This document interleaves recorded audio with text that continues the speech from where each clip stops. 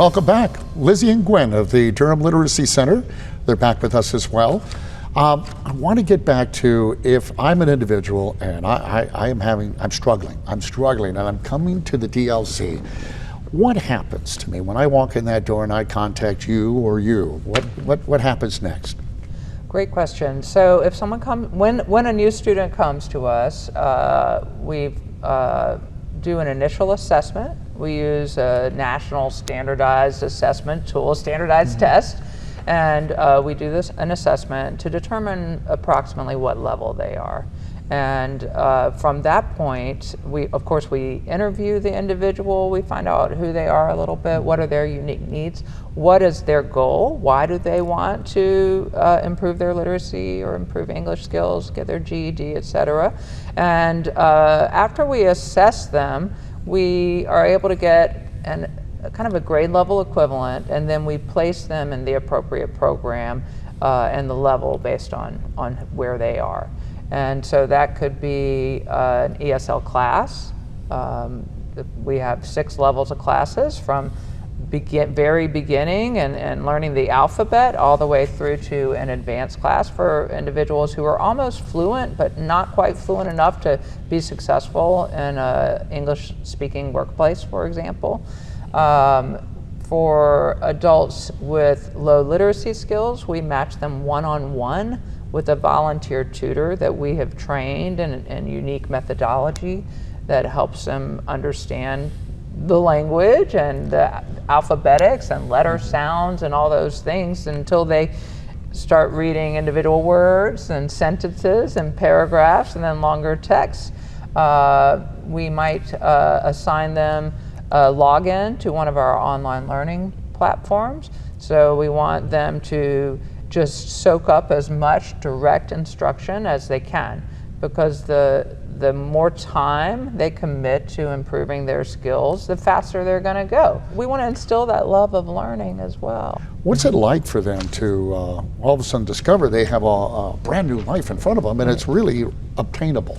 And well, not only that, but that they're able to develop skills. Right. Because in many cases, I was talking with your receptionist earlier, and I said, you know, there are people who, when they're in school, get into a lot of trouble.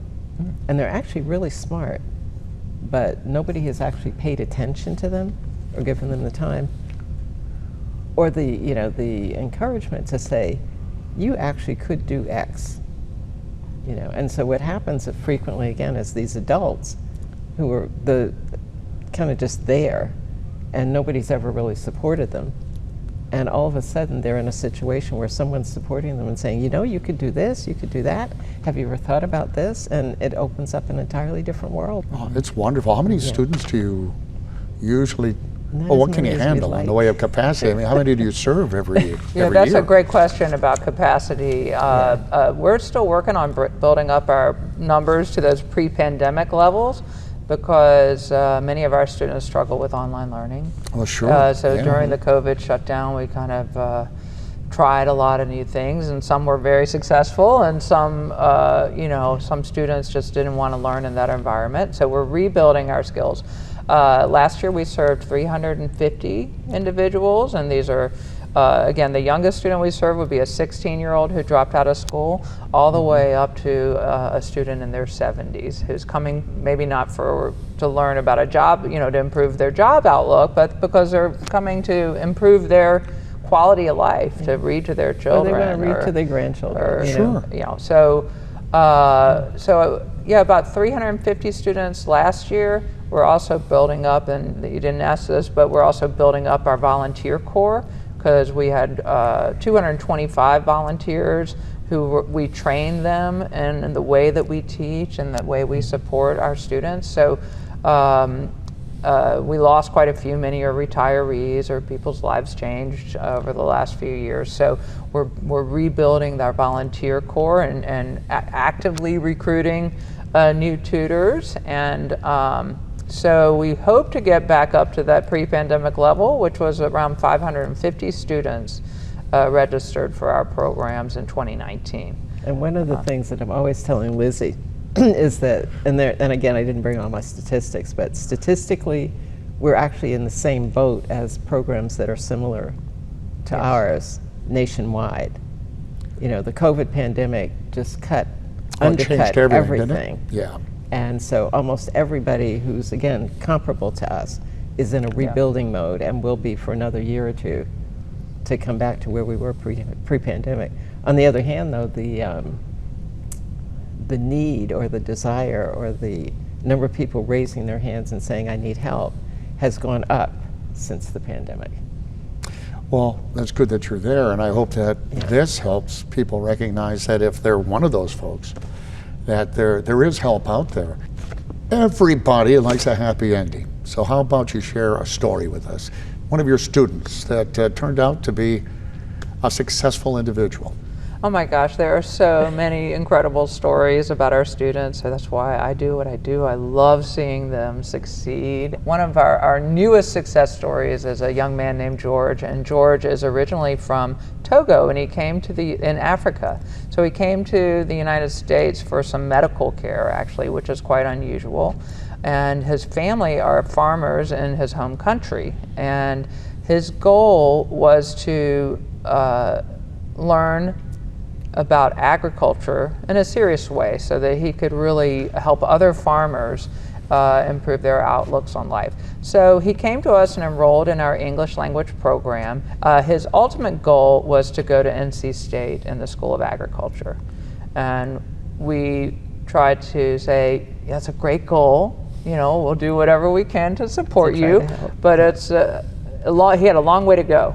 Well, unbelievably, incredibly amazing, he just enrolled at NC State School of Agriculture. So we have a shout out to him on our Facebook page and Instagram page of George at the orientation, just early September, in front of the orientation sign, that he made it, right? And he's such an incredible person and so caring of others, and he wants to do this to help other farmers, and so I have every belief in him that he's going to meet all of his dreams because he's come so far already.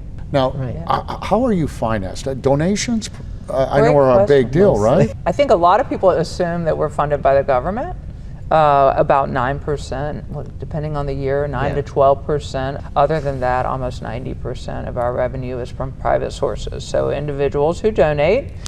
We really love our individual donors, of course. So everybody can help. Even a $10 donation makes a significant difference when you add up all those $10. And then we also have a lot of private foundations that support our programs as well. So we're very fortunate to be in a town like Durham. And to be in the Triangle where there are a lot of resources. Where can they send the donations and if they'd like to volunteer? DurhamLiteracy.org, and we have information there about how to sign up as a volunteer and also how to sign up as a student. And we will be doing our end of year fundraising campaign in the coming months. We'll put it up right before Giving Tuesday, which is the Tuesday after Thanksgiving. And then the other I'm really excited about it, but we'll be celebrating our 40th anniversary next year. Business sponsors, we have opportunities for business sponsors where we try to promote their business for supporting what we do. Or give us a call, 919-489-8383, and we'd love to help. Well, thank you for what you do, and Lizzie and Gwenn for spending time with us today. Thank you very much, and thank you for watching. I hope you've enjoyed today's show. If you have any questions or you'd like to know more, visit our websites at RaleighCW.com and myrdctv.com. I'm Bill LuMaye. Thank you for watching Community Matters. We'll see you next week.